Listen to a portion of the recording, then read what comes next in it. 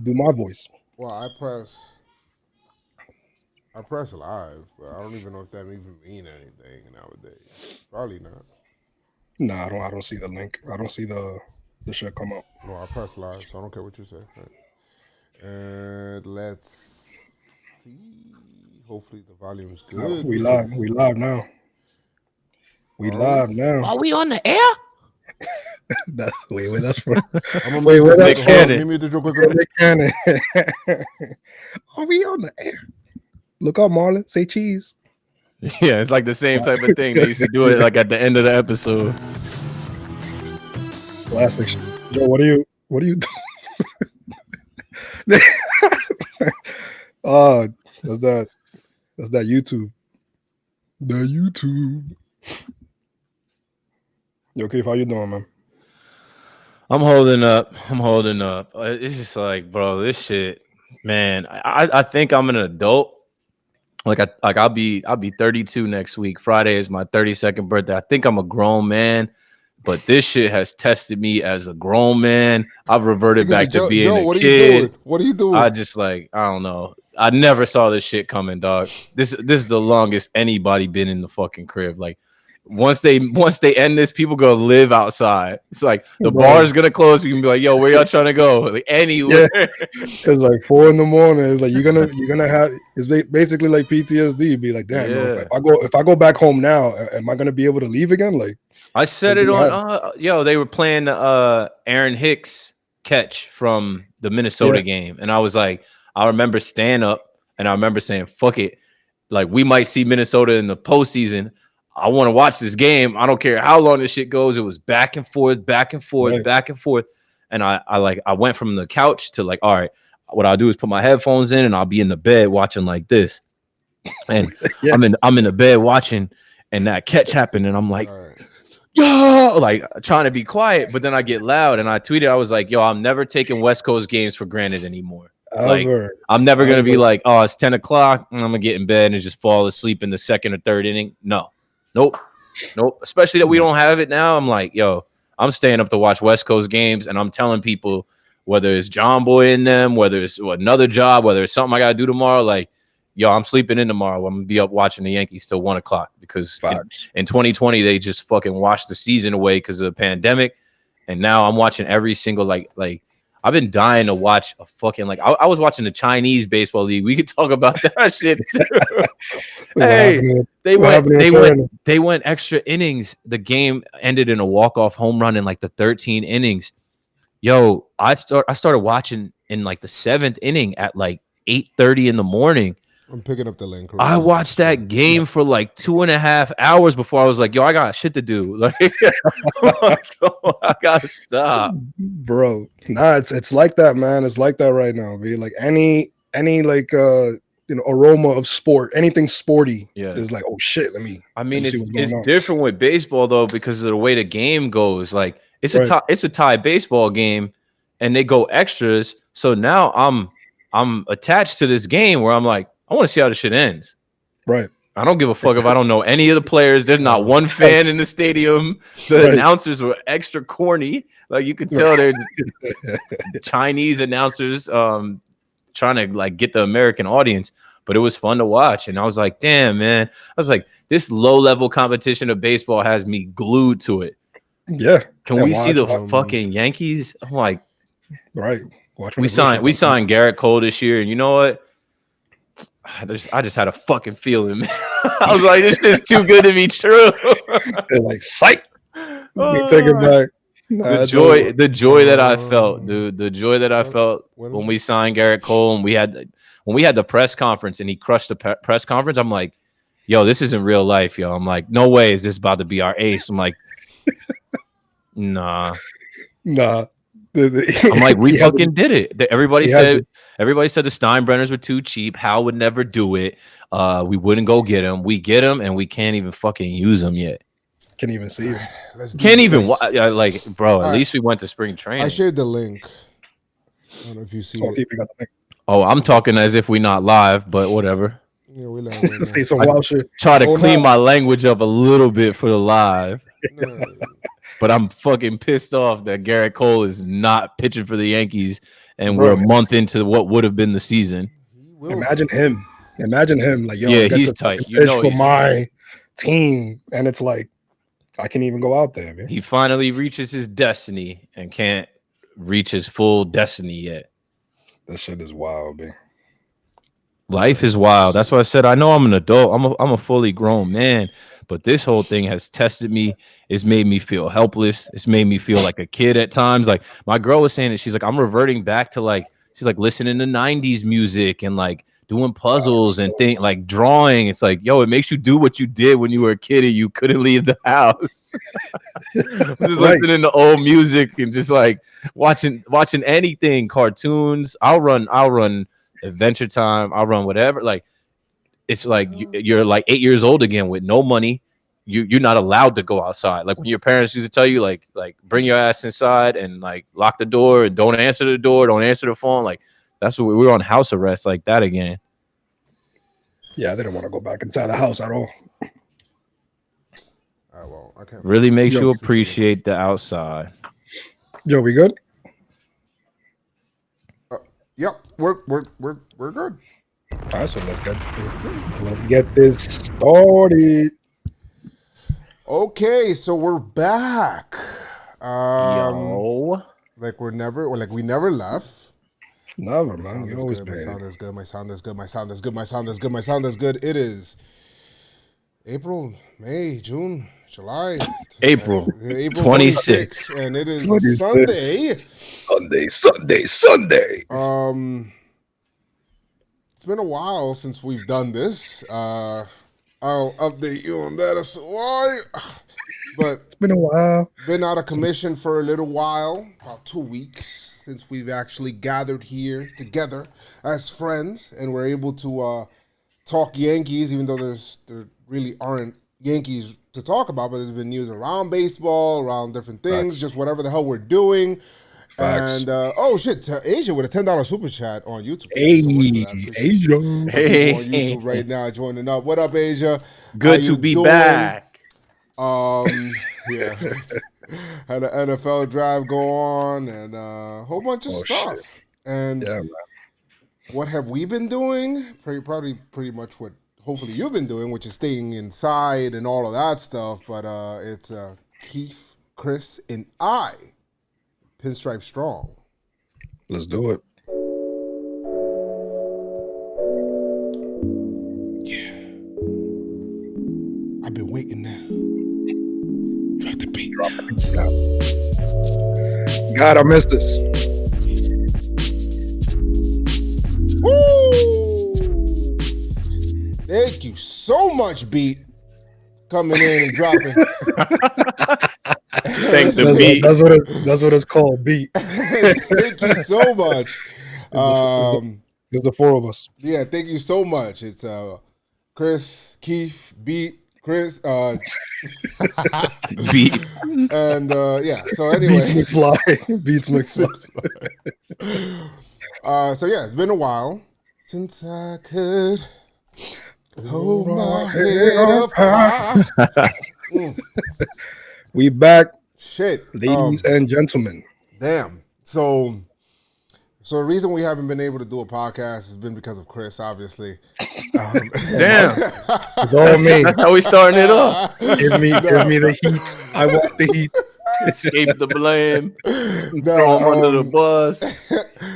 No, it's been because of me. And shit, like I've been super under the weather last 2 weeks. I think it literally started right after the last podcast. I think everything just put me in like bad mood. I don't know what happened. Then before you know it, like my body was like, I just shut down. I don't know. I hopefully not. You know, I don't think I did. You know, corona or anything like that.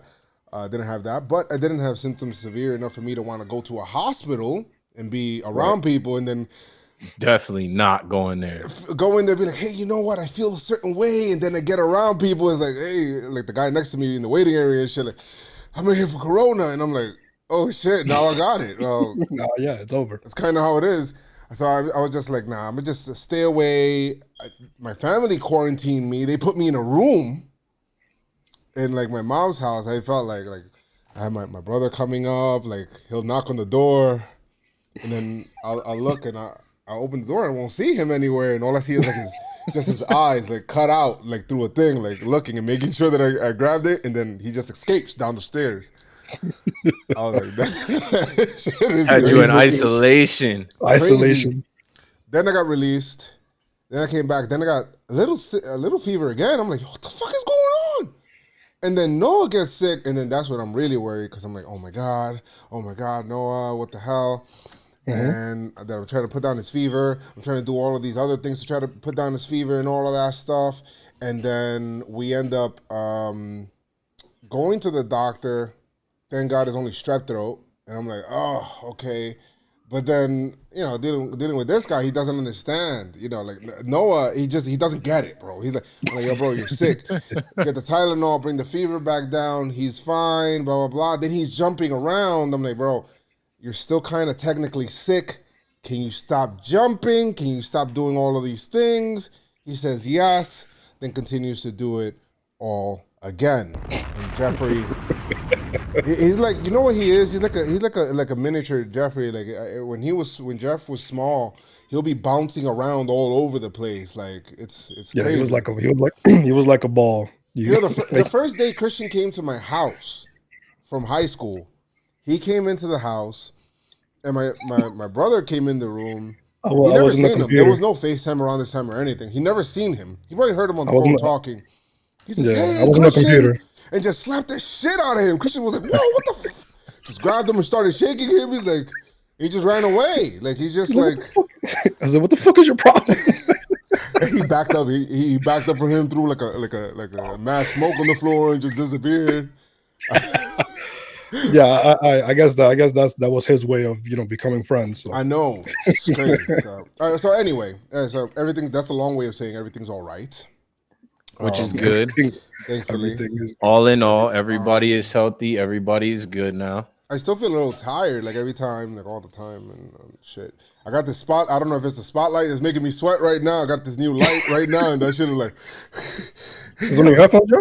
Is it new headphones? Oh yeah, it's new headphones right here. Ooh, let me see. Yo, I was getting. It's all right. Ooh, see, they change colors. They're not on right now. It's that new drip. Yes, that new. Now I was getting ready because I was getting ready. Ready. I was getting ready to do like more gaming streams and stuff like that with my free time, and then boom, sick. Yeah. Right away. So then I ended up taking some time off of that, and then shit's crazy. Asia again, man. Asia, another $5 super chat. Thank you so much. Well, how about you? Yes. How about you, Keith? How about you, Keith? Yeah, how are you guys doing? I guess we'll start all the way at the other end. Oh, wrong way. At the other end of the screen. Keith, what up? I'm all right, man. I'm healthy. I haven't been sick. Knock on wood and all that. Knock on wood. Got some wood available. And yeah, man, I felt for you. I felt for Noah. I felt for your whole household because my girl was sick for like a week. We took her to get tested. It looked crazy. She's good. Yeah, she's good. And she, you know, test came back negative, but it's just tough, man. The world hurts and the world is sick together. And it's been a long time now. It's been longer than we really even realized that this has been going on. It's been almost a couple months now. And yeah, it's just like, I don't know. I'm hoping we're closer to being out of it. I'm thankful that I've been able to stay healthy, but everything is turned upside down. Going to the grocery store, I know everybody is hurt. I don't want to get too much into it. Yeah. Like I went to the grocery store this morning. I'm just getting tired of having to line up, having to have a mask on, have random strangers looking at me like I'm not doing something right, or I need gloves, or I can't take my mask off to breathe for a second, or like. You know, it was never like this. And like, I'm waiting outside the grocery store 30, 40 minutes. I'm just like, bro, like this ain't it. Like we got to go back to the, like, we're never going back to the way things were, but we got to get healthy and get back to some type of normal soon. Some normalcy. Yep. Yeah. I mean, listen, I went to the supermarket today. I had gloves on, latex gloves. One broke, and I feel like I died. I was like, yo, yeah, what the fuck? It's weird. It's hella weird. Yo, the shit broke. I'm like, oh my god, we're adults. Like, these are grown people. I'm in the line at Trader Joe's today, and the lady, like 2 people in front of me, the guy at Trader Joe's has this big jug of hand sanitizer, right? This lady has gloves on, and she's like, "Is this for everyone? Do I have to put this on?" I'm like, yeah, yo, you have gloves on. Like, use your head. What are you like? These are adults just like panicking and just acting out of order and not using their own head and not thinking for themselves. Like, a lot of sheep, a lot of followers right now, but it's about to get warm out here. People are gonna start doing their own thing and following their own lead. So I hope everyone is healthy. I hope everyone's got some plans. I hope everyone has worked on something during this quarantine. Hasn't gotten too out of shape or hasn't been drinking it away too much. Don't get me wrong. I was drinking every week. I was drinking Thursday, Friday, Saturday. I just took this weekend off from drinking. And even eating wise, I was eating everything. Hella Pop-Tarts, chips, queso dip. Shit. Yeah. Gotta chill on that. No, it's true, man. I went to the store a couple times, and it's like, even in the corner store, there's a line. You gotta wait. Yeah. And then when somebody comes out, you got to go in. And then when you go inside, it's like those fucking game shows that they give you like 30 seconds to shop at the supermarket. You got to grab anything. That's how it feels. Like, you got to go in, mad quick, get your shit, and then get out. Supermarket sweep. Yeah, fact, man. It's definitely been crazy out here. Listen, when I'm outside and I hear, I'm like normal and shit like that. Outside is like a mission. That's how I look at it. Like, it's like a mission, and like Metal Gear Solid and shit. You just trying to like get to your goal, and I'm trying to get to the goal and leave. Yeah, right away. Once I hear clear this level, and like the enemy is like people coughing and shit. Like, out of nowhere, all I heard is, oh shit! I left. I left. Not the vicinity, the establishment. Okay, and I went somewhere else because the guy, like, who coughs like that? Why are you doing that? B? Like a sick person. Exactly. I know a sick person, but it sounded like he said, "Oh shit, oh man." Like, I'm like, bro, he took off his mask to cough. People are bugging. People are bugging. I sneeze. I have allergies. I sneezed today, and I seen some lady looking at me like. Bro, they start giving you the eye, bro. That's just crazy, and that's weird. Man. And all you see is people's eyes because they got masks on, so you see eyes looking at you like. Start looking at you like, oh shit, like the eyes. Are you sick? I'm like a little bit more wide. Like, oh, I'm not sick, good? People. If I was sick, I wouldn't be here. Like, I got allergies. They just coexist with the coronavirus at this time, so. It is what it is. But yeah, man, it sucks. Not to be dark, but I guess this will segue us into the thing that we should lead off with. But during this quarantine, 2 weeks ago, we lost my Uncle Ray, and he didn't have coronavirus. He had pancreatic cancer. And Joe, right before we left for spring training, I stopped by his house to see him before I went on that trip. I saw him a couple days before we went to spring training, and thank God we went to spring training. But I was in his house, shook his hand, sat right next to him. We knew he was fighting cancer. He elected to get treatment and stuff from home, and that was like February 25th or 26th, like literally 2 months ago. Wow. And then I know how my uncle is. I know he watches the news, and he's a smart dude. He's older, or he was older, but he paid attention. And I know he could feel the world hurting. I know he could feel the world was sick. And he had his own sickness that he was battling with, and he lost his life on Easter Sunday. And for my family, it's like, I had to mourn with my family through FaceTime, through text messages, through phone calls. Like, my Uncle Ray, who was a pillar in my family, that deserves, he's going to get his day where we all can come together. But right now we can't. Like, my Uncle Ray is a pillar in our family that we never, ever expected to have to lose him and be away from each other. Like, right. That was the wildest thing. And I tweeted out, I was like, because shout out to James Celestin from Yankees Twitter. He's going through it. He lost his dad to the coronavirus a few weeks back. And I had some conversations with him.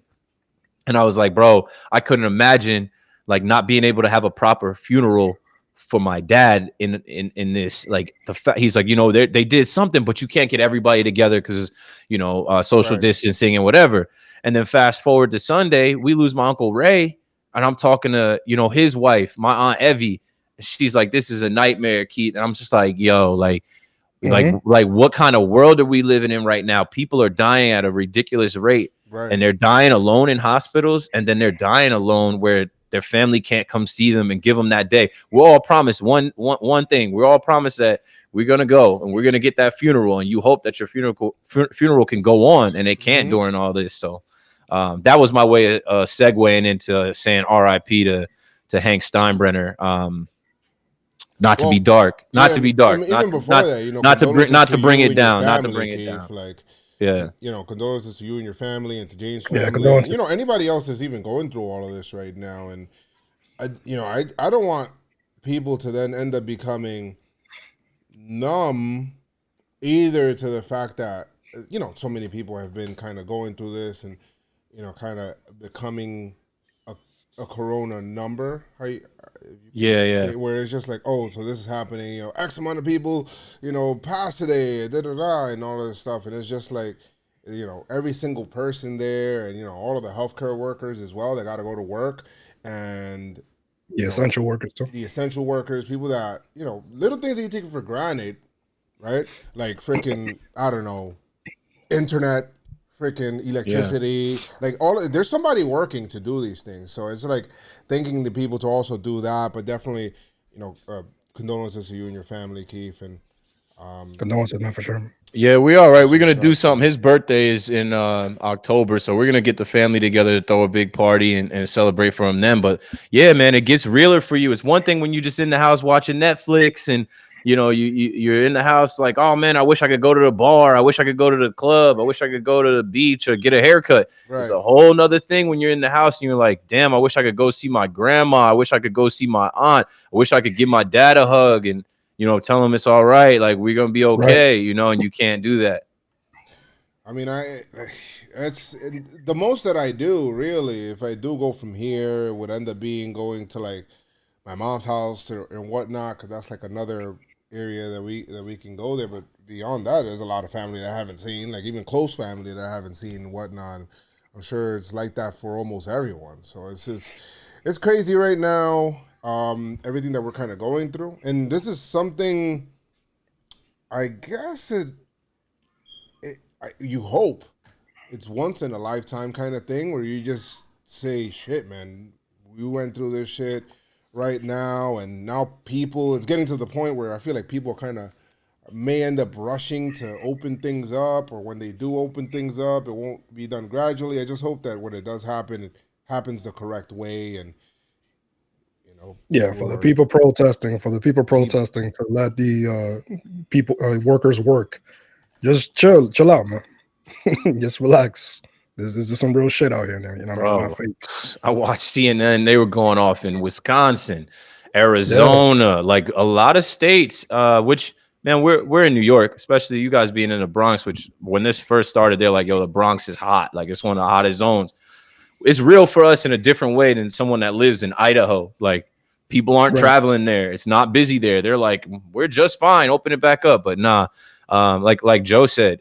We get blinded by the numbers, 1,000 acres away and shit. Yeah, like it's not just numbers. It's not like when you see these numbers in the thousands, those aren't dollars, those aren't streams. Like, those are bodies. Those are human beings. Bodies. Exactly. They're human beings. People getting sick, and then there's people that obviously, unfortunately passing away. So they need to understand that there's a process for everything. Unfortunately, I know there's people struggling. That's why that stimulus check that we got, that people got and shit like that, it's not enough, for bills, for rent. And that's why people are like frustrated and they want shit to happen right away. Mm-hmm. But just relax, because, what I mean? There's people passing away because of this, people getting sick, so they just gotta chill, man. So and it goes with baseball too.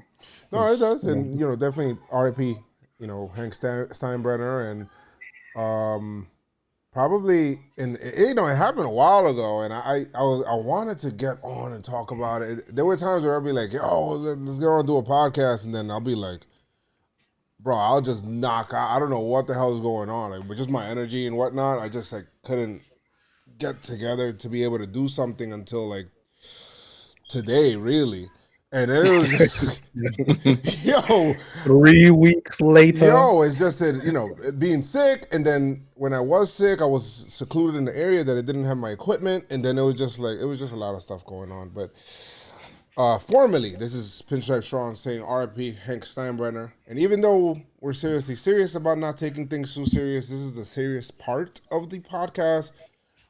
Everything after this segment will be a Yeah, we'll have some fun. We'll A riot. have some fun with It it. will be a Absolutely nothing riot. serious can be taken there. Except for also, following us on all social media platforms. You can do that. But I've been super disconnected from all social media. But you can still follow me on there, Joe's McFly, everywhere. Twitter, Twitch. Just think of the social media platform. Just type in Joe's McFly. You probably And find there's it there. everything. Yes. And yeah, there's everything. Same with me, Chris McFly Follow 28. Chris. And then you can follow Keith. Follow Keith. And you can follow. Look for my first name, last name. If you're looking for me, look by the government name. Yeah, and you can also follow follow Jeff. Jeff. My name is Jeff. Has not been forgotten. So I want to do a little box that John Boy has for A little Jeff a producer little box. Jeff producer box for him in Yeah. the little corner down there or whatever, so that way Jeff. he could still be as a part of the episode. Some maybe at times just chime in and just say, hey, Beats Jeff. and just talk. follow Beats McFly. You Beats McFly. The But yes, BEATZ. it has not been lost upon me that this is also brought to you by JomboyMedia. But never stop saying JomboyMedia. A lot of things going on. Thank you, Chris, for Yeah, chiming in. So yeah, got a lot of stuff going on at JomboyMedia. Everything, and just So what you guys want to start with, man? You want to start with baseball returning, possibly, or the whole Red Sox bullshit that just recently came Yeah, down? because I'm trying to have some fun. Let's get All this right. Red Sox bullshit Yeah, we out got- of the way. we got- Tired of talking about well, them. what are the subjects? We got Red Sox. We have what else? Baseball possibly returning. Baseball possibly returning. The union. with the Let's pay. also do if we watch any new shows throughout quarantine shows, right? Anything new you guys have watched? Because I feel like I've watched all of DC's catalog around this time. I've been watching and for a long time. My daughter Jaylene and Marvin been telling me to watch this anime. I've been watching My Hero Academia. All right, And so it's we'll talk. actually- We'll talk about that. What else we got? Oh, I thought you meant we gotta talk about it right now. What realignment? My bad. Realignment. We got two Realignment. two voicemails and And 15-year anniversary of the game that we went to. oh Joe. yes, we got to talk Yeah. about that. We'll talk about that Gotta right talk after Boston, and then I don't know what else we got. I think that's basically it. I guess. All right, whatever. yeah, all right, cool. So we'll do that. So let's start the come first up with- one with the punishment that's not really a punishment and was expected to be the slap on the wrist. Boston Red Sox. The slap on the wrist. So no players, no manager, nobody was suspended except for some guy named JT. What's his name? JT Watkins. JT Watkins. Bro, they made that dude. They made the dude They up. made him up. They made him up. JT Watkins. Yeah, what's a cool name? Let's give him like two initials. Like, yo, all right, so JT. what? So in case the press asks, what does the JT stand for? Nothing. That's the thing. JT. James Thomas. Watkins. JT Watkins. And So he's the video replay system operator, and basically he forced Cora and all the players to listen to him and cheat, and that's why He they forced them. because he listen, forced them to listen to some random video He's a operator. Jedi. He used a force on him. Basically, right? How did I So- never hear this guy? do we have I any? never- Do we have any? What are the punishments exactly? A second round draft pick was one of them. Yeah, second round draft pick. The firing of that Watkins He didn't dude. get fired. Oh, he was suspended for a He was year. suspended for a year. Wow. Cora And they was didn't suspended because of the Astros thing. the Astros thing. I wasn't even so the mastermind behind the Astros cheating scandal that got them a ring apparently had no fault in this cheating scandal at all. He was, No. you know what I mean? He was cleared of all charges. Ding, ding, ding, ding, ding, ding, ding. Yeah. That's crazy, B. That's crazy to me. The No fix players, is in. The fix is always in. no players were suspended. Ever since this.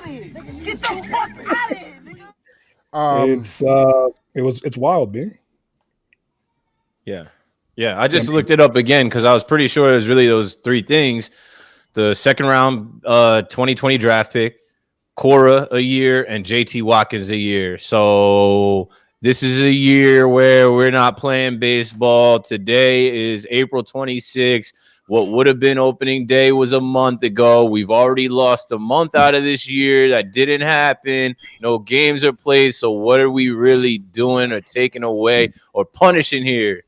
Nothing. Manfred was like, "All right, let's talk about this, man." Told him the thing, and I could already see like the Red Sox ownership. Like, I think we need to move Lonzo. Yo, seriously, B. No problem at all. They were actually, I wouldn't doubt if they were the ones in there like, hey, you know what? Just like MLB was leaving the room and they were packing their stuff together. No mention of a second round draft pick. And they're like, don't you want to just take a draft? let's just make this a little bit tougher. They knew they had to do something like that because if they would have just take a draft pick. Who cares? You can't come out and punish somebody we never heard of, yo. Yeah, you can. So this is one part. I mean, maybe it makes sense here.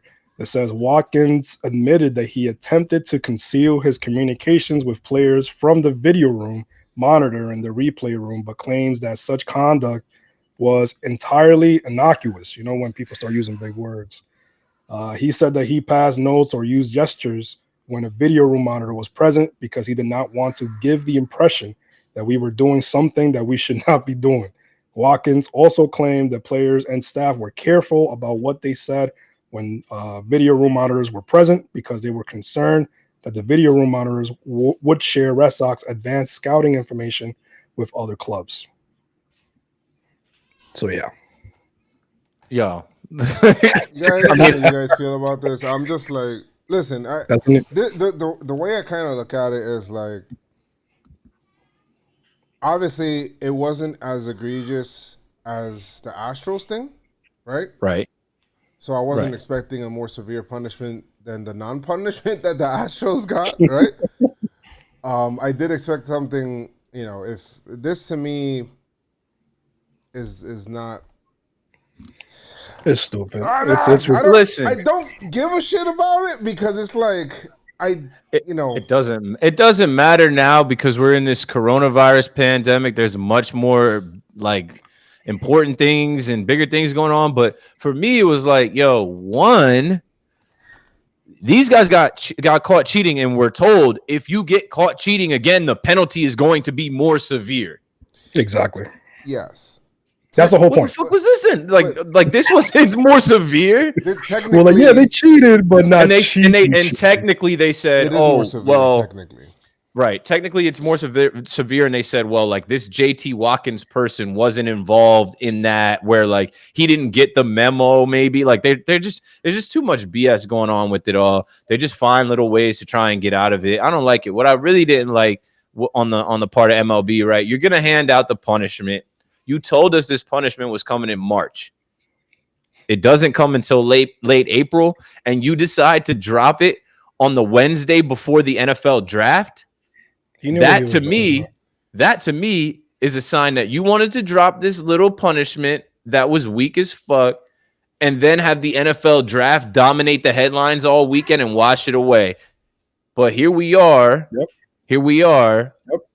Sunday. Live talking about it. Is like baseball people and obviously Yankee fans, we're not we're not gonna just let it slide. Like I'm tight about it because it sets a bad example. It sets a bad precedent. Like I just think more cheating is gonna go on with technology. Guys are still gonna do things, and I think the Red Sox were doing something else. I think Cora was doing something else. So it's kind of like they got a get out of jail free pass. Like My thing is, none of the players talked. If they were doing anything, none of the players talked. Like the players, MLB tried the same kind of tact that they tried with the players, blah, blah, blah.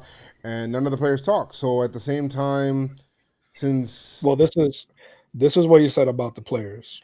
You guys want to hear that? Go ahead. So he said, no other member of the 2018 Red Sox staff will be disciplined because I do not find that anyone was aware of or should have been aware of Watkins' conduct. The club's front office took more than reasonable steps to ensure that its employees, including Watkins, adhered to the rules. Notwithstanding these good faith efforts to comply with the rules, however, the Red Sox organization ultimately is responsible for the conduct of a member of its advanced scouting staff. So no players, nobody else. Okay, well, listen, they got punished and Whatever. not really being punished, but you know what? I tell you right now that I'm here to tell you right now.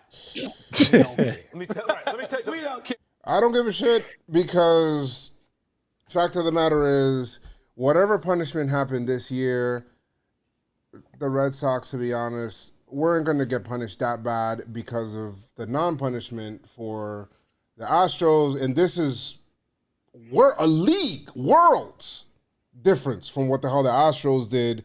In my opinion, you know, they were giving signs to people at second base and whatnot. They were warned before, but I'm just looking at it like, I don't give a shit about the cheating scandal thing. Somebody sent me a video the other day, right? I don't care about it so much that somebody sent me a video about Chirinos with this buzzer thing. It was interesting to watch, but the same people probably sent me the same video. And the guy was and you know what I said? I just don't. I'm over it. Give a shit right now. I don't care, bro. Like, I just don't care right now. Like, it's... And MLB doesn't care. So if MLB doesn't care, how can I care? People sending me Chirinos at bat with like a buzzer on his bat or something. I'm like, I got no time for this, dog. Like, I appreciate like you guys creating content and yes, that's cool. But like, it's got to be something else because MLB doesn't care about these guys cheating. And right now, the season that they were supposed to be getting all hell from all fans across the country, this was supposed to be their embarrassment tour. And when we come back, there's not going to be any fans in the stands anyway. So, and I think that's cutout of fans, maybe some. They got away with it, man. They got away with it, man. They got away with it, man. I just hope that this doesn't trickle down because us as fans, we're tired of hearing it. I'm pretty sure the players too. But then in the back of their mind is like, yo, these motherfuckers really got away. They won 2 chips and they got away with nothing. Like the Red Sox won that year, and the year before the Astros won, and that was in our World Series window, which we're never getting those years back. We're never getting those years back. And these guys cheated us out of it and got away with it. And forever history will stand as that. And we'll be old men telling people about how like these dudes banged on a trash can and stole signs and what a it's tired. It's tired. It's very tiring, But as competitors, you're like, yo, it's still gonna be in the back of their mind as soon as they step up to the plate. Not right away, but we will see you. We will see you. It's gonna be in the back of their mind. Like, yo, we will see you. We still know who you are. To me, once I knew that the Red Sox was going to get punished this year, I knew that it wasn't going to be a punishment just because this year, you got Chris Sale that's hurt. You have Mookie departure, who so it was going to be a down year for them anyway, right? So they look at it as like, you know what, it's all good. That's all good. That's just fucking. Who cares? Just freaking punish me right now. Doesn't really care. Sanction me with your fucking army, MLB. Go ahead and sanction me. And you know what? Well, that's right. You don't have an army, so I guess I don't give a shit. Weak. That's Chappelle shit. You don't give a shit. It doesn't really matter to them because they feel like, yo, we got a freebie this year anyway. It's going to be a shortened year. So are we really missing out? We already came into the year thinking that we're not going to compete anyway. Chris Sale got the freaking injury. Next year, they're going to have Chris Sale back. They may be signing Alex Cora. They might be signing Mookie Betts again. They might be, and then it's like, okay, let's go. There might not be an MLB draft this year anyway. So who the fuck cares? You know? The second round pick. That's horrible. Cora's sitting there like, hey, when this whole year is up, holla at me before spring training. Give me my job back. Facts. And they may still go, who was it? Kyle Bloom or whatever his name is. He's like, well, we still feel the same about the whole situation and about how, we feel about Alex Cora and everything. So we'll see. I don't want to rule anything out for the future, but we will see. They love him. Yeah, they do. He probably presented like through fucking some video conference. Like, so this is my new cheating system here. So it's we're not gonna get caught. I promise you. I know you guys listen to Michael K, and Michael K crushed it talking about this last week when it dropped. The Wednesday that info dropped, Michael K was on, and he said two things that I like. One, he said, "Yo, we could very well see this dude come back because they love him. He's regarded as a top baseball mind in MLB." And after this whole year passes, they could put him right back in the spot, or at least try, and then people are gonna revolt and say, "Oh no, this guy is part of." But like, people forget, and time heals all wounds. Like, by the time we get to next year, and say we don't get baseball this year, how we're expecting to see it, and next year is the return of the first like full season, everybody in their parks, everything as is. People aren't gonna be sweating this, and Cora could slide back in there. And then also what he said about Cora was, if this guy mastermind the 2017 scheme that worked so perfectly that they hid in plain sight all the way to a World Series championship, you think he just didn't do anything like that when he got off the bench as a bench coach? Like, you think he just became manager of the next team and they just coincidentally win the World Series without having any type of edge that other teams didn't have? Like, I'm not that naive. Like, I can't buy that, man. I didn't even think the Red Sox were that good. I mean, don't get me wrong. That year, I remember saying, yo, the Red Sox do everything right. They get guys on base. They get guys in. They always find a way to hit. And now when you know about the cheating information, it's like, of course they get guys on base and get guys in. Of course they find a way to hit. They know what's coming. Somehow they're getting tipped. So, I don't know, man. There's a lot to be said. I remember we were watching the certain Boston games, and it's like, yo, once they get like a hit, you can't stop them. The next person comes up to bat, hit. The next person comes up to bat, home run. And it's like it was an avalanche that you couldn't stop. And it's like, yo, why? It's always like every fucking game. Yeah, the Red Sox are able to do this, and obviously fast forward, we know why. Yeah, I mean, no, man, we're just that good. Nah, I do think that team was good. I'm not gonna lie. I do think that team was good. Right. Teams good enough to go beat the Dodgers like that. Like, I don't know, man. Well, see, they still the thing is the Dodgers are good too. I can't look at them in the same universe as the Astros, man. When the Astros are not only are they stealing signs, but they're relaying those signs right to the people that are on the thing.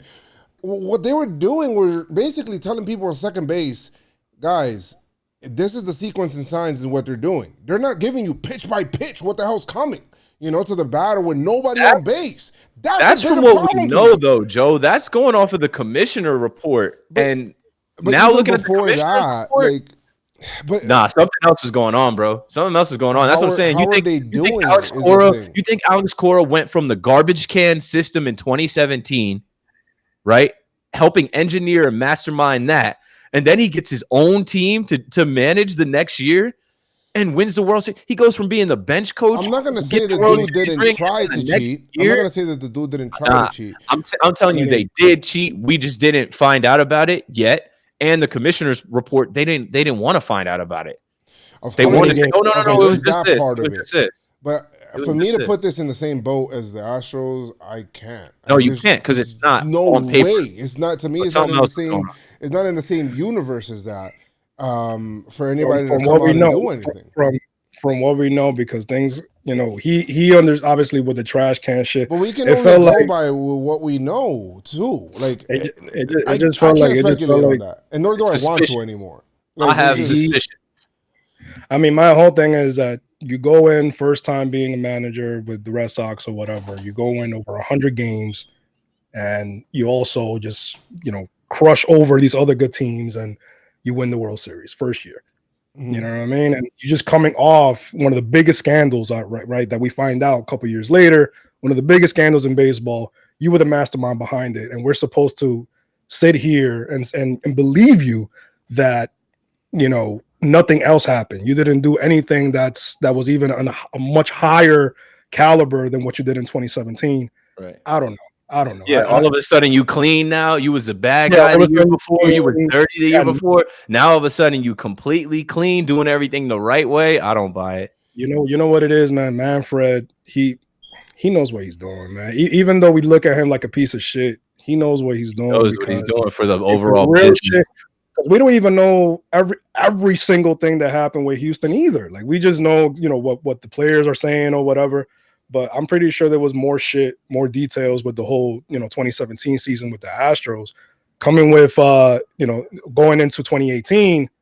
Come on, man. I don't believe that some nigga, some dude named JT Watkins or whatever it is said, he's the only guy that's. We never heard of him until now. I don't think he was the only guy. That I don't think. I think that's a lie. He's a mastermind. I think a lot in of the it also bullpen. has to do with ownership and what they also allow. And even before Cora got there with the Astros, it's proven. Even before Cora got there with the Astros, that they were still they were already doing stuff with pitch sequencing and with a different feed and whatnot. So I'm not the Red Sox protector here. I just don't put them in the same stratosphere as these guys. I just don't. Yeah, no, you can't. That trash can shit was bold. Because it's wild to me. And do I think that the Astros stopped cheating after 2017? Absolutely not. I think that they probably found some other way to do it. That's the big part. Which way? I don't know.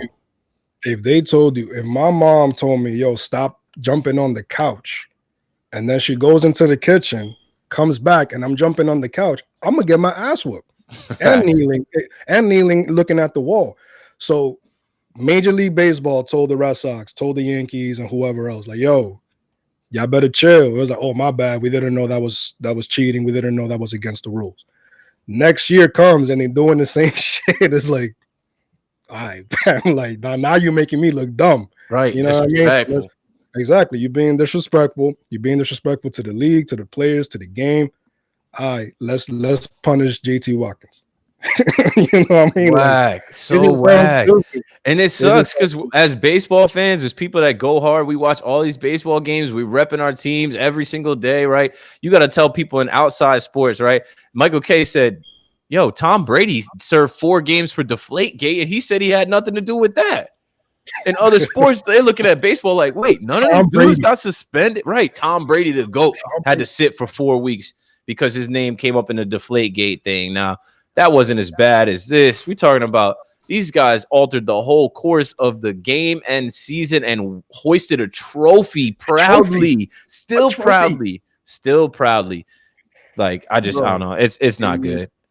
Us as fans, we invest so much, man. We invest, obviously, our time when we do what we do here in JomboyMedia. Obviously, we invest our money with merch and all this other stuff. And it's like, you calling us stupid is like, yeah, this is the report. This is what we have. Believe this, and fuck everything else. It's like, bro, we have brains too. We have eyes too. You know what I mean? Like, we see what's up. And it's not even because it's the Red Sox. I hate the Red Sox, but it's just the game. A wise man once told me, don't piss on my leg and tell me it's raining. Just trying to light the mood. Talking about don't piss on my leg. It looks like that's what Major League Baseball is trying to do to some of the players and their money. What's going on with that, guys? So MLB saying you're getting paid to play games. We're not playing no games. Why are we paying you? And the players are like, well, I mean, I want to play. And MLB is like, okay, but we want to do that, and I know this ain't your fault and whatnot, but so why are we paying you? Because I signed the contract. Yeah, but the contract is so you can play baseball, and you're not playing baseball, so I'm gonna need some of that bread back. But I'm healthy. I'm ready to play. Okay, but I'm ready. that's understandable, but we can't. So Y'all got money. Y'all got money. yeah, but the way we make that money is by you playing, so we're gonna need some of that bread. What back. about y'all was around way before me. Y'all got some of that money in the bank. Sir, they're called game checks for a reason, okay? Because usually a game is associated with them. So, okay, this MLB The Show League is all right, but this is not what we're paying you here. Yeah, like Tommy Canley, like, yo, cut me the check for the game I played last night. Yeah, Tommy Facts. Canley. And, So he's awesome. yeah. So Buster Olney came out with this. Says right now there's a major disagreement between Major League Baseball and the Players Association over what the financial split of the pie would be if in fact baseball comes back. This is an increasing concern both to management officials and to agents I've spoke with. Scott Boras has argued that the 2020 contracts should be honored, that would be on a prorated basis if baseball comes back. On the management side, of course he was. Scott Boras like, hold management- on, now y'all messing up my money. No, don't mess with Scott Boras' money. I need that man. 10%. On the management, they feel like given the financial hit that baseball has taken, there needs to be some salary rollbacks. There's some increasing optimism that baseball will be played this year in some form, perhaps in front of fans. However, that can't happen unless these two sides come out of their trenches where they are right now. So, ladies and gentlemen, basically what all of that means is that even if we figure out some type of biosphere in Arizona, some 3-city tournament between Florida, Texas, Arizona for these guys to play, the first thing that has to happen is an agreement on how we will go about paying players, and both sides have to agree. The players and management have to agree on this, and they're probably a ways away.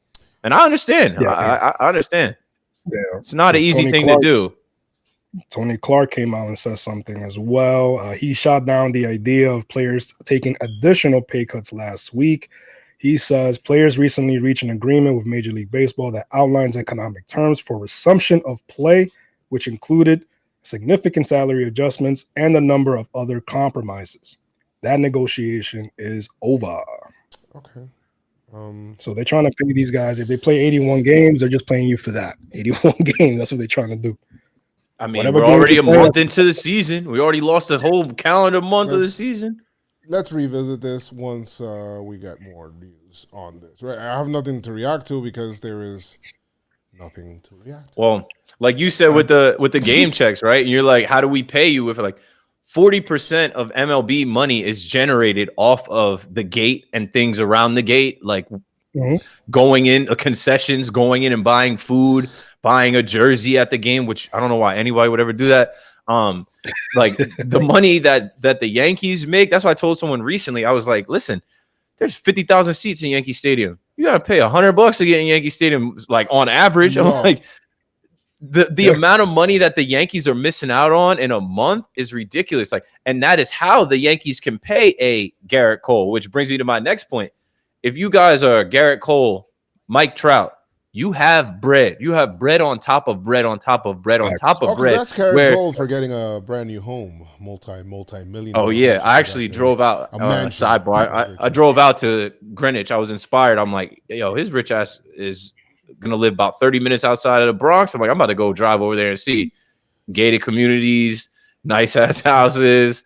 Good for him. You see Keith coming down like Cuba Gooding Jr. and shit while they're freaking. Yeah, I'm plotting. I'm like, yo, let me figure out how to live in Connecticut over here. It's only 30 minutes from Yankee Stadium. I live 30 minutes from Yankee Stadium in Jersey in an apartment. Like, let me figure out how to get over here. But yo, check me out. Joe, you are right now, you are Mike Trout.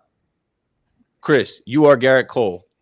You guys are $300+ million men.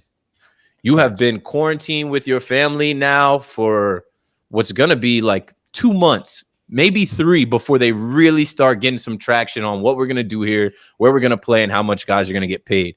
You also have children on the way. Both of you have children on the way where, crazy, right? you both have children on the way where you're going to have to make a decision on, is this the best move for me, right? I'm not going to get paid what I think I'm going to get paid.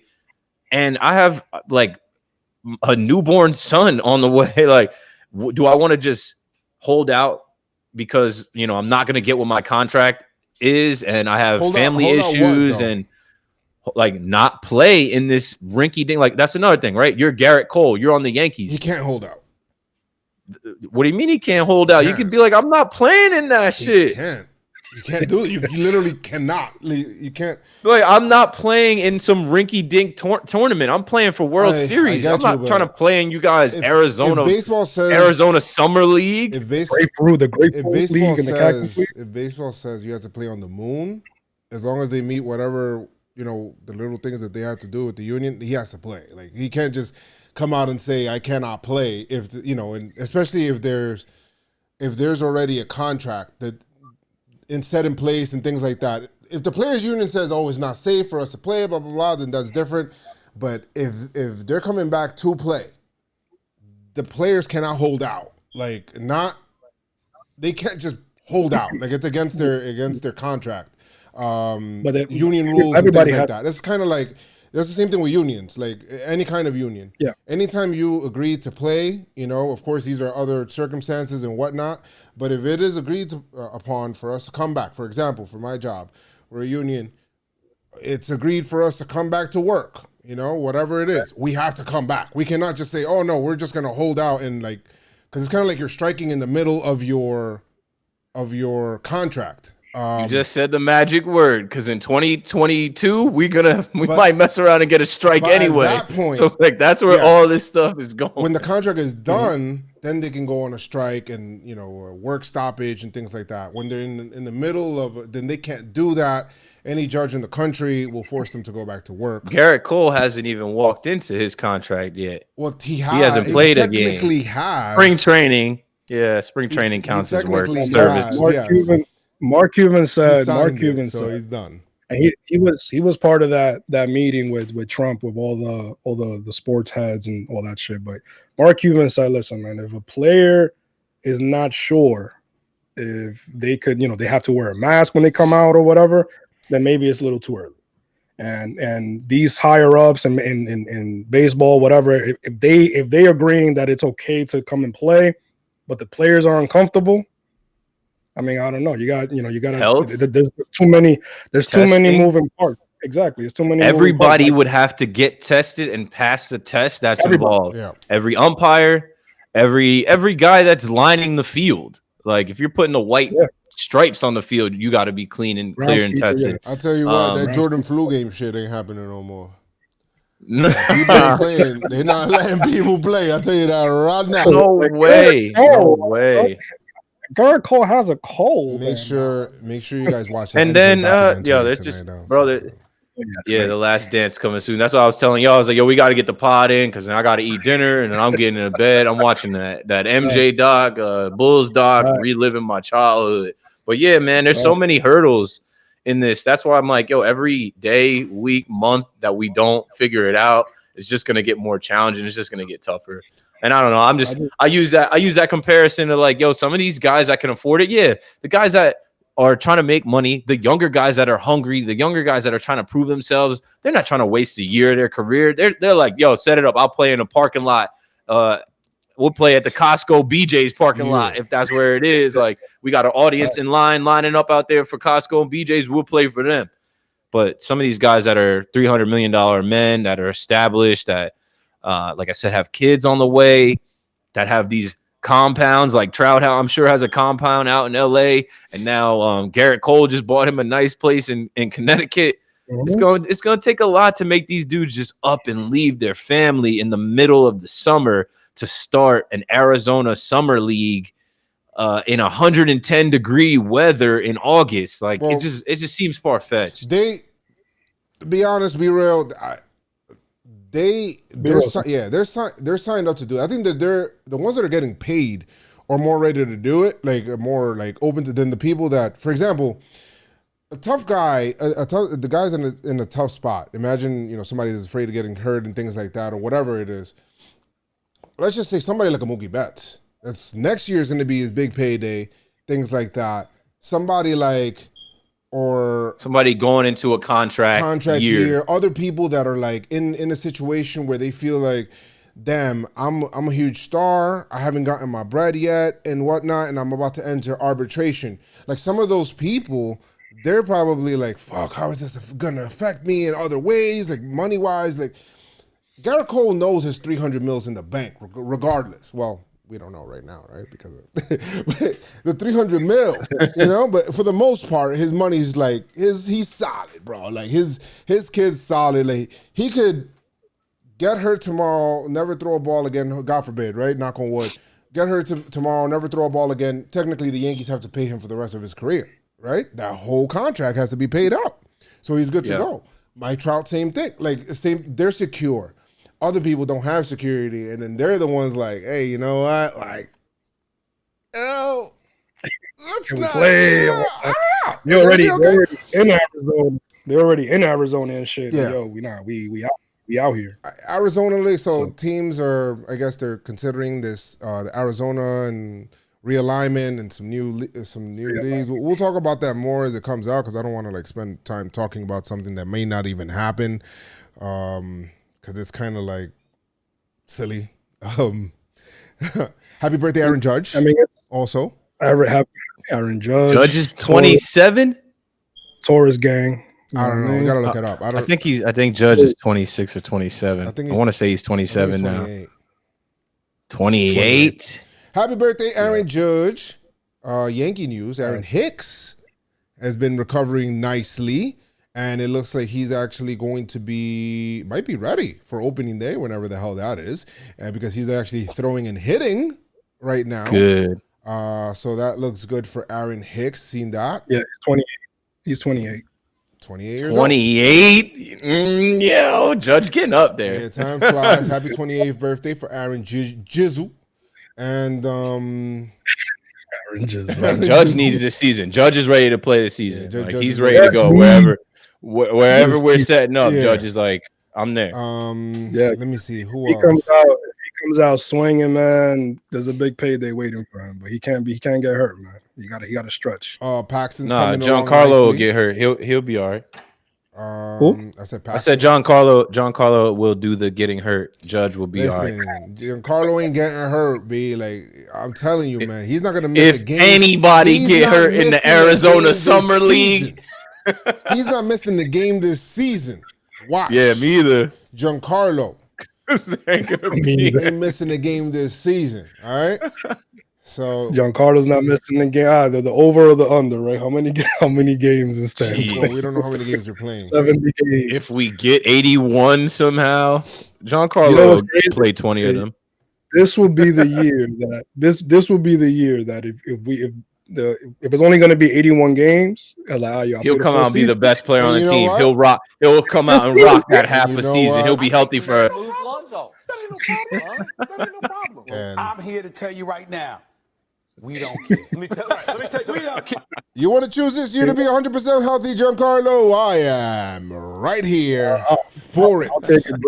I'll take a Grapefruit League championship. Yeah, I'll take that all day. Yo, it's like they said we got to play the Tigers, we got to play the Phillies, Pittsburgh, the Pirates, bro. We was just down there. Like the Pirates, the Pirates got a little spot. Like their spring training place is not like George M. Steinbrenner Field. We're gonna really line up. We're gonna really line up a Cactus League realignment. I know they want to do it. That's the thing. This is all just letting MLB do what they really want to do. They've been wanting to realign the divisions. Yeah, I want to realign the division so bad. I want that so bad. I wanted to as well. I want that so bad. Just keep the Red Sox in our division. I want. If there's any season, There's reasons I want If there's any realignment. season- I just think, well, you need the only way to really actually do realignment the right way would be to add. You would need to add more baseball teams, and then More cities. You can realign. Nashville. What happened? You got to South add more Dakota. cities. Montreal, Yeah, Nashville, you just need Bring to add back 2 more Montreal. teams. Vegas. You would just need to add 2 more teams, and then you can have perfect realignment. And the reason why I would like realignment is for a balanced schedule, 1, and 2 for easier travel time. So, for example, if you have 16-16, right? You can now, instead of you doing what you're doing now, you don't need to do American League, National League anymore. You can just do East-West. You can eliminate the pitcher from hitting. Or you can make that just an option the way that it is in the American League. There is no American League. There is no National League. There's just East, West, Eastern Conference, Western Conference. Western teams play each other equal amount of time. Eastern teams, same thing. Then you'll do your cross-country games and whatnot. There's enough games in baseball where you could kind of play each other. The divisions are now set up by regional basis, and then there's less traveling there. So in baseball, the big thing about baseball is the freaking travel. How many games and whatnot. I think it would be better for the sports. It'll create new rivalries as well. And you can do, I mean, to me, it works out a lot better when you're doing that. But you do need 2 teams, and then you need to have a universal DH from there. Yeah, that's been on the table for every one of these proposed leagues. They're like universal DH. Like that's been proposed pretty much everywhere. It's difficult to do. Like universal DH is easier to sell once you have the balance. Once you have balanced teams, but they don't want to talk about adding new teams until Oakland and the Rays get their new stadiums. Once they get their new stadium, seriously, once they get their new stadium, that's what Manfred said. Then that's when they'll go in and they'll talk about adding and expanding too. But that's another conversation. But once you add 2 more teams, then boom, bro, like you can really do like interesting divisions bro, you could Exciting. Yeah, Montreal. it's fucking exciting. Like you could literally put Nashville and Vegas. We got enough with Canada, Toronto. Yeah, like you could do, if you wanted to do Portland, if you wanted to do Montreal, if you like whatever areas and whatnot. Who? Portland, I mean, they got the Trailblazers, but they need a baseball team over there. They've been craving a baseball team over there in Portland. Yeah. So then Portland would be the West team, and then we'd need an East team in Nashville or Montreal. You can do that, or or whatever. I don't know. Portland or Vegas in the West, Montreal or Nashville in the East. I think baseball will play in Vegas too, man. Yeah, the Raiders are there joining the Golden Knights. Maybe. I don't know where, but to me, it's significant. But I'm just thinking, like, I'm just excited, like what realignment would be, because in my head, like, this isn't the first time I talked about it on this podcast, but just imagining, then I would really have a reason to hate the Mets. Versus right now, it's like I don't hate the Mets, right? I just imagine. I hate their fans. Yeah, like the team is corny and trash. Like it is what it is to me. Like I don't pay them no mind. This is the way their fans act. Their fans act like they're nice. Fans talk like the fans talk like they're nice, but the players do too. Like when everyone's like, "Yo, this is our city." Shut the fuck up. Yeah. Like, come on. Remember that, man? A couple years ago. Oh yeah, after they lost the World Series, like New York is now a Mets town. I'm like, after they go to the World Series and lose, but you see, how many World Series we go to and win? Makes more sense if you're doing stuff like, now you won't be able to have like a Yankee Mets World Series anymore, right? Like that's not possible. It's just the East-West kind of thing. But when you're doing something like the Yankees, Mets, Red Sox, Toronto, Phillies, all in the same division, I mean, that's crazy. Yeah, and then we won't have as many West Coast night games staying up till 1, 2 in the morning. I mean, and then the travel. I would fucking love that shit. Yeah, then the travel, because we know the travel days in MLB are Monday and Thursday, and sometimes these guys end up getting in at like 3 in the morning, and then that affects the next day's game. Oh, man, the rivalry games would be so crazy because Yankees. I would love to go to Philly. Can travel really well to each other's stadium because of where they are. Whatever brand of baseball they present us with in the calendar year 2020 side this weekend, because it was 65 degrees yesterday, Saturday. It's going to get to a point pretty soon. It's going to hit Memorial Day, and then it's gonna hit June, and it's gonna get hot, and then people are gonna be thinking about 4th of July, and people are gonna be opening up states and making their own moves and doing their own things. And baseball is gonna have a plan by that time. Good. And whatever plan we get, they are gonna realign. There is gonna be some wacky stuff. I don't want Pittsburgh, Phillies, because of where they're located in Tampa, like whatever. Let's see it. If you guys want to try an experiment, and like even with that rinky-dink playoff format where they made it March Madness style and you get to select your team, like we might even see that this year. So be it, man. I'll take it. For the baseball purists that don't want anything to change with baseball and whatnot, don't worry about it. Your team will have the option of keeping a pitcher to hit. However, I 100% guarantee that they will not take up on that option, because every single American League team to this day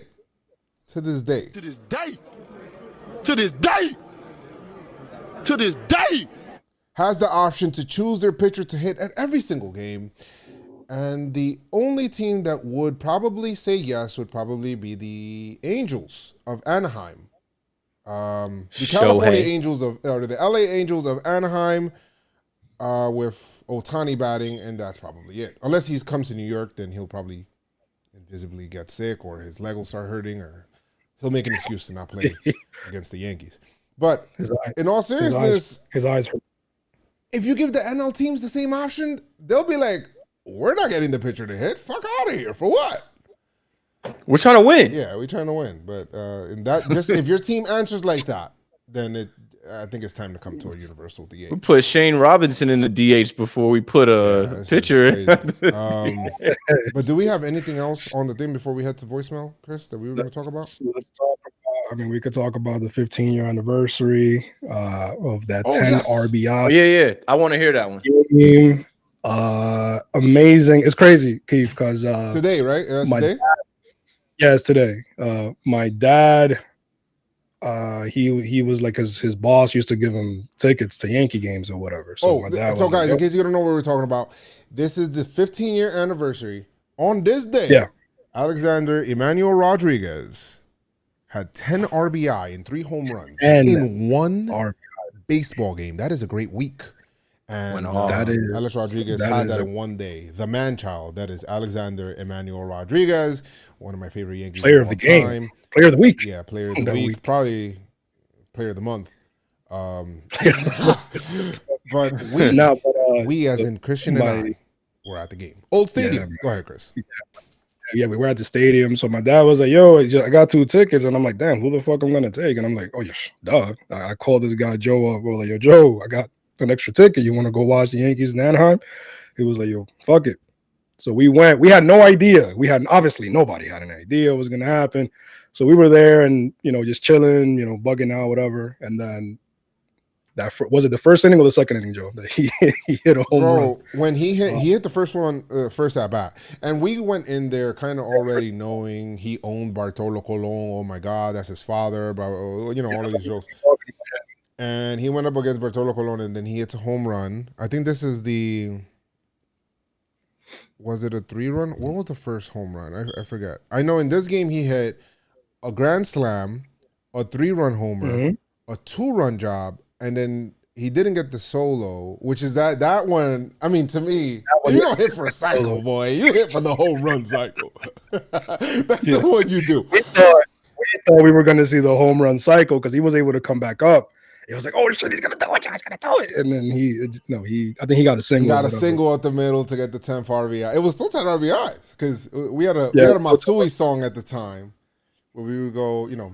We basically said Matsui every time he came up to bat, he was 3 for 3, or every game 3 for 3 or 3 RBI. And we were like, yo, that was like the running joke between me and Chris in high school.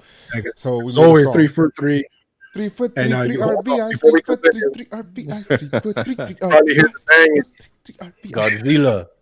You probably hear the banging at 7 o'clock every day at 7 o'clock for 5 minutes. You're gonna hear the banging and people just bugging out for all the workers, obviously the doctors and nurses and everybody out there, trying to heal the world.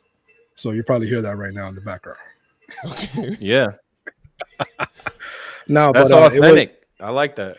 I was hearing that, and I like if you didn't just say what that was, it would have completely passed my mind that it's 7 o'clock right now. And Yeah, 7. Nah, but that was the Matsui jingle. Oh, see, now you hear the car horns, right? yeah, bro, it's like it's good in a way, but it's also a reality check in a way. It's like church bells or something. Like Yeah. they're like, yo, like we're in quarantine, and this is really real life. This is happening right now. Everybody make some noise. There's actually a commercial. There's a commercial about this that be passing on TV regarding this same thing. So this is as authentic as it comes live. But yeah, that Matsui song, that to this day, actually, we still sing that shit to this day. Man, that's cool. Like it's crazy to think. Like 10 years ago, new stadium. That was in the new stadium, and A-Rod retired now 4 seasons ago. 2016. That shit was one of my favorite. I'm not gonna lie, and I didn't go to that many games. That game, that A-Rod game, that 10 RBI game was one of my favorite moments in that old stadium. Like it was. Yeah. It was rock. We were in the bleachers too. Oh no, that's new stadium 10 years ago, 2010. No, that game was 15 years ago. Oh, it was 15 years ago. 15, okay, good. Yeah. For some reason, I was like, that's why I said I'm like new stadium. Oh, okay, so 15 years ago, not 10 years ago. He hit that. Yo, that stadium was rocking, bro. Our thing was like, why Mike Scioscia still letting Bartolo pitch to him? Like, because he wanted to see it too. He wanted to see it. He wanted to see it too. He was an A-Rod fan. Thanks, Mike. Let's see if you could do it. Appreciate it. Yeah, come on, let's go, Mike. No, but that was crazy. But he was like, yo, is he gonna do it again? Every time A-Rod came up, you just felt the energy of the stadium just like rise. Like it's like, oh shit, he's gonna come out, he's gonna do it again. And I was on the phone with my dad, and I'm like, yo, Dad, yeah, man, this is crazy over here. Oh shit, Dad, he did it again. He did it. Yo, it was just insane, B. It was insane. Your man. dad was like, damn, I should have kept them tickets. Now you know what it is. My dad, he's not the type to like, he likes to lay in the cup, man. He's all about chilling. I always told him that I wanted to take him to the stadium, but he retired in DR, so that's not gonna happen. But other than that, I'm thankful. And yeah, he blessed y'all. That was a moment. It was a blast, man. That was awesome. Pace was rocking. A-Rod. People keep because I don't know if it's so easy to joke on him because but A-Rod was a beast, guy. Like A-Rod was the GOAT. Like he was the fucking man. Like I always looked at there's only a certain amount of people that can actually like put teams on their back and actually carry them. In baseball. Like and even in baseball history, right? There's not that many people that can actually take teams on their back, like a whole team. And people always say, "Oh, baseball is more than one person." Blah blah blah blah blah. And Mike Trout, making. But there are people that are literally fucking wrecking crews. That they'll go in and they'll win series for you. They'll go in, they'll win fucking weeks at a time for you. And one of those people is A-Rod. Pujols was one of them. A-Rod's. I think Manny Ramirez was one of them. Like, there's people on their freaking that can put teams on their fucking Ken Griffey, back. like you give them a chance, they're gonna win it. The type of guy where you're looking at the lineup and you're counting the outs. A-Rod is gonna get a chance to hit this inning. Yeah, they can put teams literally on their back for weeks at a time and carry a team. And I seen it happen in 2009. Stanton. Stanton. Actually, Giancarlo Stanton with the Marlins that year. That was the year I was the biggest Giancarlo fan. Stanton in 2018. Stanton in 2018. Bruh. Not 2018, 2017 with the Marlins, not with us. See, my thing is you gotta be able to like, I don't know. I don't know. I don't know if I can say that yet. But I'm not here. I'm not just Giancarlo shade. But there's people that can literally do it and they can carry teams and people that you don't want to pitch to. Like A-Rod's one of those guys when they're in that mode. Other times he'll be striking out like, left and right and whatnot. And, clutch spots. We could talk about that and whatnot. But during regular season when your team's going through those lulls and you're getting fucking beat up and shit like that, there's people that can carry your team. I think Judge has some of that in him. I think he can. I think he's done it already with the Yankees, and you see him when he gets hurt and stuff like that. The team has to it takes a little while to adjust, but I think that there's some players, I don't know. So let us know too who you guys have. Probably by the next podcast. You guys let us know whether it's through social media, whether it's through a voicemail. Let us know who you guys think are players that can carry teams that you've seen, or who your player, people that can carry a team on their back for weeks at a time, when the team's in the low and things like that, people that you would probably look toward during that time. But there aren't that many people that can be able to do that. There's not many in the history of. There's not many. Roof. Yeah, there's not many. Not many that I've seen. But since we're talking about voicemails, 347-389-4898. We do have two voicemails. We do have two voicemails here from some people. Let's see. First one. Let's play it. What do you have to say? Let's see. Joe Dick Fly, what's good, dog? Basically, just wanted to ask a couple of questions on what the hell's going on with this entire situation, or should I say situation. Honestly, baseball is not going to be back for another at least 2-3 weeks. But now they're talking about neutral zones. Basically, Yankees are going to be playing a random team. Let's say, for instance, the Rays at, for Christ's sake, I don't know, Safeco Field. Like, what is that? Like, what is that? I don't know what that's going to do. I don't know how they're going to play that off, literally and figuratively. I just saw that Zach Britton's agent or something like that tweeted that or leaked that information about the MLB. Honestly, I cannot sit another minute without baseball. All I'm watching is old highlights and JomboyMedia. He's so freaking funny. Oh my God, yeah. Just watching his commentation on plays that happened in the past, and it's just so like nostalgic, and I can't stand the fact that the MLB is just like posting videos and airing the Yankees losing every single time. It's pissing me off. But yeah, let's go Yanks, and hope you guys are doing all right.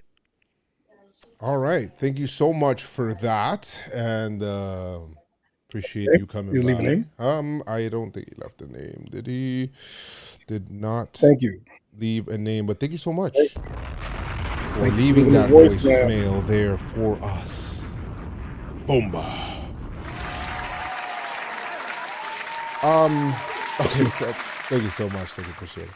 All right. So I get it. But at this point, I want baseball, just start off the season, bro. Like, find a way. If we could be able to start off the season, that's great. And that'll be basically what I end up looking forward to. Everything else is kind of secondary. At least we'll be able to watch baseball, and be able to have something to react to. I think somebody was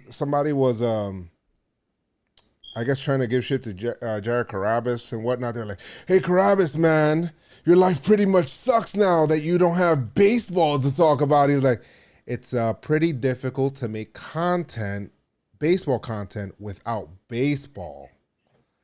And yeah, really so hello. So yeah, we would like some baseball, and I understand playing neutral sites. It is what it is, bro. If we do come back, we already know the season's not going to be like a normal season, so it is what it is. We just get baseball back the way we get baseball back. I mean, there's nothing we could really do about that. Just get it back, and then we'll take it from there. But make sure that everybody is safe, right? Yes, make sure that everybody is safe. Carabas is lit. First off, Yeah. like whether the games are on or not, Carabas is lit. People give him shit all the time, though. Some random person tweeting from their basement in quarantine to him about your life sucks. No, it doesn't. He's Barstool gang. Yeah. Like he's set up pretty nicely. When the games come back, he'll be even nicer because he's figuring out how to survive during this time. Forgot to say this. Thank you so much, Virgo Smith, in the chat. And I was talking about this the other day. R.I.P. Virgo Smith. R.I.P. to Fred the Godson. Fred the Godson, Yo, yeah. Fred the Godson, Bronx legend. Yeah. Those who know, man. Look up, listen to his music, man. Lost battle coronavirus. Shit sucks. Dude's like what 30? He was like 30 something years old, like our age, Yeah, Chris. Like, he's young.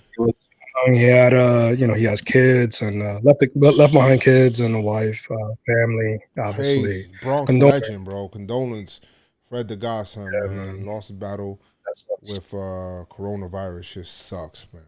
Yeah, that sucks, man. Let's see. We got one more voicemail here. All right, let's go. Hey guys, this is Sarge out New Jersey. Just wondering, Yours. who's Sarge? your all-time favorite Yankee? Thanks, guys. Keep it up. Ooh. Pinstripe Strong. Thank you. Let's do it. All right, sorry. All-time favorite who Yankee. is your all-time favorite Yankee? Keith. This is gonna sound very cliche, but Derek Jeter, okay. as far as a guy that I got to watch. But what I tell people all the time, the guy that I didn't get to watch, that I read about and that I learned about, and I'm still learning about, Yogi Berra. Talk about rings, talk about captain, talk about squad, like talk about leading the squad, and then Okay. just being an all-around baseball guy. Play like, left field you know, and shit. Yeah, like Yogi. If you read about Yogi and you Catching with no mask. you do your research on Yogi, he was a baseball guy all the way. He went on. He managed, and I'm also a Jersey cat. And out here at Montclair, there's a Yogi Berra Museum. The Yes Network does Hot Stove once a year over there. Yogi is the guy that I would put out there that I didn't see. But obviously, out of the guys that I watched Jeter from 96 to 2014. Through that time, I was 8 to 26. Very impressionable, Keith. Very impressionable. So if I had to pick my favorite Yankee, Jeter was on the other end of a lot of good times being a Yankee. Good times. Okay. All right. Who you got, Chris? But Bernie as a kid. Bernie as a kid. Oh, was my hold guy. on. All Bernie, right. baby So Bernie. he threw. I gave you 3 answers. All right. Who you got, Chris? I want to say Derek Jeter. Because obviously, earliest memory I have as a Yankee fan, besides just always saying that I'm a Yankee fan, but in terms of players, Derek Jeter was the guy. He was the one with the clutch hits. But up there too, Mariano Rivera. That's my guy. That's my guy. Me, Joe. It was a big group last game. Remember that, Joe? Yeah. Tearjerker. Yeah, we went to his last game, his final game, when Pettit and Jeter came out on the mound and all that. It was awesome. Derek Jeter, definitely. Mariano Rivera, number 2 right there. Yes. How about you, Joe? My list starts like the first is definitely Mo Rivera, and I just my thing is just that the way I always looked at Mariano Rivera, and people always say, "Oh, he's a reliever," Derek Jeter. The way I always looked at Mariano Rivera is, I already, like, whenever I walk into a stadium till this day, right now, I walk into any stadium. This is why I love baseball so much. Anytime I walk into a stadium, even NBA arenas and stuff like that, I always think in my head, the best in the world play here. Like, anybody that people think, oh, this guy's a bum, like, that guy would fucking smoke you, bro. Like, what are you talking about? Like, that dude's like, these guys are the best in the world, in the fucking world. Like, that's how I look at it. Yeah. So anytime I go to a stadium, I'm always in awe, right? That's number 1. Number 2, these guys are the best in the world, right? Out of all of the people in the United States, in the world and whatnot, what is it, 7 billion people? In MLB history, there have only been like 19,000 people that have been able to be lucky enough to don an MLB uniform, right? And I think I told this to the private conversation I had with another player too, because I think, something happened where, they had a bad game and whatnot, and I kind of just brought that into perspective, and I just said that, and I was like, yo, bro, like, there's only like less than 20,000 people have played even for one game, one out, whatever it is in major leagues. And out of all of those people, when the doors open up and it's the 9th inning or the 8th inning, wherever the hell he comes into the game, they feel the game's over. Yeah. If they feel the game's over, you to go. Because those guys already supreme confidence. They're at the top of their game, you know? They already feel like they're the best of the best, and they know this. And for them to, you know, they're walking up, you have switch hitters that would normally hit on the right-hand batter's box, or no, on the left-hand batter's box against Mariano Rivera to hit lefty, because that's what switch hitters do, end up hitting right-handed because they think it's a little easier to hit the cutter. Like, who else does that? So it's Mariano Rivera for me. I guess I'll take it from Keith, somebody that I haven't seen, right? And I don't know if I'm a huge Mo Rivera fan. Somebody that I haven't seen from, I think, way back in the day, who's probably the most interesting to me, like, in terms of player, was Mickey Mantle. I just think, and there was... Damn, watching Mickey play? Huh? Yeah, yo, Mickey Mantle, like, he's another guy. There's so much legend behind that guy that I'm like, yo, what the fuck, yo? This dude is like the best. And apparently there was some freaking hate between him and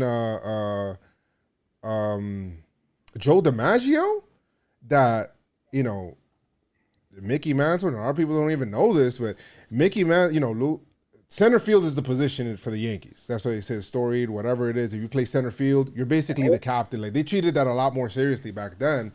And basically because, you know, Joe DiMaggio did not want to give up center field. And he was like, even though this kid was coming up, Mickey Mantle was faster, was stronger, had all of these things, was way better, right? And Lou Gehrig is aging. Long story be short, there's a story out there, whatnot. Some people say it's true, some people say it's not, and whatnot. And he ended up pulling up on a pitch, saying that he got it, or on a fly ball and whatnot. He didn't, you know, Mickey Mantle did not run out that pitch. Like, he was going out for it. And he ended up kind of stopping short, and he stepped inside of like a grate or some shit like that. He got hurt. Yeah. In the grass, the grass. And it was kind of because of Joe DiMaggio, bro. And I was like, yo, what the fuck? Like, kind of. It literally fucked up his whole shit afterwards. Like, exactly. He kept putting up numbers, but it fucked up his speed and his knees and shit like that. And he could have probably hit a lot more home runs than he did and whatnot. But because of that injury, it kind of held it back. Mickey Mantle's one of my guys. So I think there was a video. I think it was. I want to look more into that story more, but I'll probably next week I'll talk about it. But it was something like that. There was like some beef in between them two. Like he was hating. Like, he didn't want him to play. It's like, yo, what the fuck? Like, Joe DiMaggio, who the fuck you think you are, bro? Oh, I'm Joe DiMaggio. Joe DiMaggio. I was going to say, you just said who he thinks he is. I'm fucking Joe DiMaggio. Like, there was a video, I think it was the late 60s in spring training, and you see Mickey Mantle running out, and he's like kind of hobbling, like running out, because he always had issues with his knees and shit. He was straight 5 tools, and then he basically lost that tool because. Yeah, Joe. I mean, Mickey Mantle, everybody knew Mickey, man. He was one of those guys, he was one of those guys that you hear, like, no matter where you are in the world, you say Mickey Mantle, they will know his name. And it's like, hey, Joseph, Joseph, you blow my mind. Hey, Joseph. No? Pause. Anything? I don't think we got anything else, guys. Any other topic? Then we got that. We got that there. I think we go. It feels good to be back. It's been a while. Yeah, it feels good to be back. The name of this episode is What's the Episode's Name? So maybe you guys, no. Episode 81, some good shit. And thank you guys for joining and whatnot. Episode 81. We're just trying to get an 81 game season. 81. 81. Kobe. Any last words? Shout out to the Pinstripe Strong Army, all the people that joined in the chat today, all the people that tweet at us and ask about the show, all the people that hit me when I tweeted out. I said, man, it's time for Pinstripe Strong to do another episode. you know, Joe's been under the weather. I got at least 3 or 4 messages right away, and people like, yo, what's up with Joe? How's Joe? Thanks for the well wishes.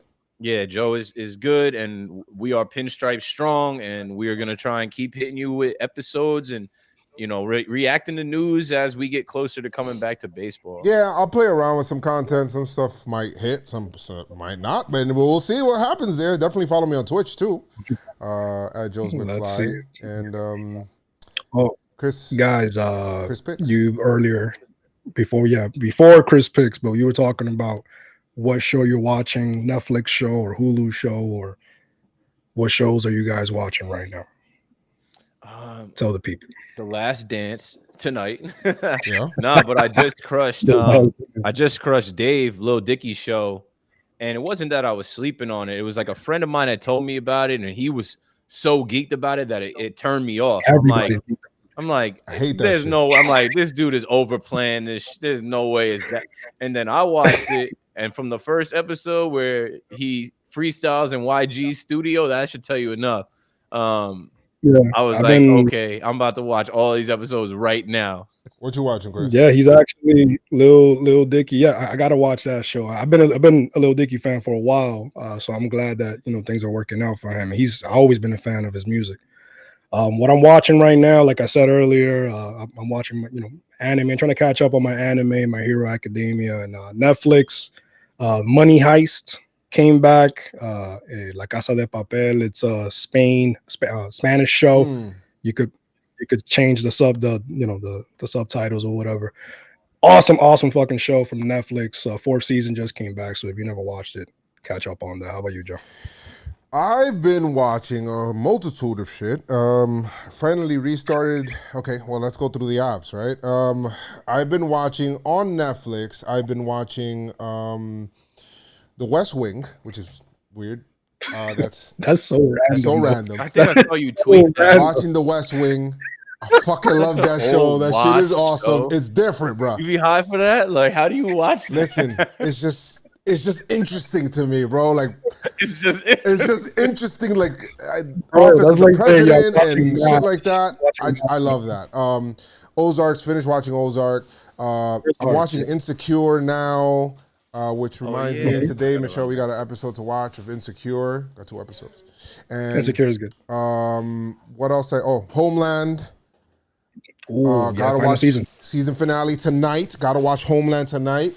What else I have? What's on HBO also? Last Kingdom. Last Kingdom is coming back, so I can't wait to. So I got some shit ending and this shit coming back right now. I got Better Call Saul season 4 also that I have been putting off on the back burner because I'm still trying to finish off some other shit. Got nothing but time. And now on Netflix, I'm watching Westworld on HBO. Got a new episode tonight of Westworld. The MJ doc, of course. The MJ doc. What do we have on Netflix that I'm watching? Oh yeah, I said this thing. Oh, the Mandalorian. Mandalorian's coming back. Oh, Mandalorian, May the 4th. Is it? That's coming back, so I can't wait. Let's go. Oh, let's go. We have on Did not know that. Disney, on the Disney app, I'm watching shit, what the hell is... Weren't you watching the DC comics? That too. Star Wars. I've been watching Star Wars. Shit, what the hell is the name of it? On Disney? On the Disney Plus app. I've been watching Star Wars. Is it Clone Wars? Clone Wars? The Clone Wars. Yes, thank you, Chris. Clone Wars. Yeah. DC app now. I'm watching Young Justice. So yeah, I asked Joe, yo, is it worth it to get to subscribe to the DC app? It's worth it to get the DC app. Worth it to get the DC app. And Michelle was the one that made me. I canceled it for a little while because I was a little pissed off with the way that they did the Young Justice episode season. And then I said, "Fuck this shit, I'm canceling." And then I ended up watching it again. So I've been watching Young Justice on there, and then a slew of Marvel movies. Not Marvel movies, DC movies. If you guys listen, this is the rule of thumb. Which I do. When it comes to superheroes, the animated movie, the real movies, MCU. You go Marvel Cinematic Universe, right? Those are the superhero movies where you're, real life movies that you're watching. Do that with Marvel. Animated movies, superhero movies, you go with DC. Okay, they're real. They're the shit. I watched Batman: The Killing Joke. That shit's crazy. Yeah. I watched Killing Joke. Yes, that shit's crazy. He killed him at the end, in my opinion. Spoiler. He was laughing. Though. Yeah, he was laughing. Was he? I don't know. Was he? I gotta run that again. That was Exactly, people were it was talking about that laughing, like I 3 years know. ago. Yes, somebody Yeah. said Titans. Virgo said Titans in the thing. I haven't watched Titans yet, so I'm gonna watch Titans. That was pretty good. I heard that was pretty good. But Marvin told me. listen, when it comes to the animated series, you gotta watch that. The Death of Superman had me like, yo, shit is crazy. I'm subscribing tonight for sure. The Death of Superman was crazy. Doom was crazy. Like all of those movies are fucking insane to me. How much is it a month? I'm about to get It's it like right now. $8 a month or $7 a month. But yo, In this situation, is more than worth they it. have I think- everything on there, Keith, when it comes to DC. They have all of the animated series. Back then, you remember that old Batman animated cartoon that you probably watch after school and shit? They got all of those. Channel Every 11, single season. WB11. They got all of the, like, everything. They got everything. Yeah. Oh yeah, my bad. I'm trying to find I got some memorabilia and stuff. Bro, they got mad shit. And Batman's the GOAT. I'll just throw that out there. He's So I saw you was having a little. I heard you was having a little spat on Twitter. People don't get it. They're like, oh, Tony Stark, blah, blah, blah. And I ain't no shade for Tony Stark. I got the old Batman right there. I see you. Tony Stark, people saying Batman. I'm like, yo, Batman will Tonight. fucking wreck the floor with Like if you take the armor off and all that shit, come on, man. bro, Batman even is with the art, sweeping. listen, Batman He's can richer do than you shit, and he's bro. smarter than you. Batman's Bro, the he's world's already- greatest he's already detective, B. Batman's already steps ahead. He would know what to Animated do. But, Red Son, I'm can't gonna see can't take away That's from like Tony Batman. Stark either. Nah, Tony Stark's the man too. Don't get me wrong. I think Yo, but personally, Batman probably finds a way to beat Thanos without dying. I'm just gonna leave it at He's probably that. 10 steps I'm ahead not of gonna that. go I'm in gonna there. leave I'm it not at gonna that. go I'm in. sorry. No, I'm not gonna go in. Yo, the best is that meme in Iron Man 2 where Tony Stark is like, you want me? Come and get me. And then he gives his address out on the news. And then there was a meme that came out. They were like, Batman, like Bruce Wayne, like and Batman lived in the same place, and Batman never told you where that place was. Ever. Never telling you that the Batcave is attached to Wayne Manor. Everybody knows that's Wayne Manor. Nobody knows that's the Nobody knows Batcave. Yeah, that's the it's the Batcave Batcave at all. too, They babe. would never. But Now, guys, before we go, some Chris picks right here. I've been listening to a lot of old school and R&B because a lot of R&B came out. I think the last podcast, The Weeknd and Party Next Door came out, and then another OVO group, Division. I don't know if you guys know about them. Division. They came out with an album called Muse and Her Feelings. Awesome album. I've been rocking that like crazy. If it was the CD, it would have been scratched up already. Also, West Side Gun from Griselda. They came out. That put me in my hip hop feelings too. Because then I started listening to old school shit like the Jay-Z In My Lifetime Volume 1, 36 Chambers, and I'm like going off. I'm like, You got Yeah. time to go back and restore the feeling. you know what it was, Keith and Joe, the RZA versus DJ Premier battle on IG. That shit, I was like, oh my god, man, I gotta go in there. Liquid Swords with Jizza, and also Only Built for Cuban Links. You know what I mean? Like I was going in on the old school shit. But yeah, Chris Picks Division. That's the album right now, man, that I'm listening to. And I guess the last thing I'll say is Chris has his picks for music. If I could tell you a pick for a video game pick right now, and I've been playing MLB The Show, and that's the game's got its problems. Listen, guys, if you guys haven't already, if you played it before in the past or not, I definitely strongly recommend Final Fantasy VII, the remake. That game is the shit. The story's great. There's a lot of gameplay hours. The game, I had about 60 hours in that game, bro. Like, no lie. Like, the game is very good. It's long. That's a shit for I don't know overtime. if I should do game reviews. Some people were asking me if I should, but I don't know. should. But it's a really good story, and it's actually a little twist from the original. So it's pretty good. So I definitely recommend it. But guys, we will be doing another episode next week. Hopefully we got something to talk about. If not, then we'll just kind of just make it up as we go along, because we're seriously serious about not taking shit too serious. And that's kind of like the Pinstripe Strong podcast, except for when we're actually talking about serious shit. But it is what it is. But like I always say, guys, from Keith, Chris, and I. Yes, sir. All right. Make sure you guys keep your pinstripes on. Stay pinstripe strong. Let's go Yankees! Tell them Noah!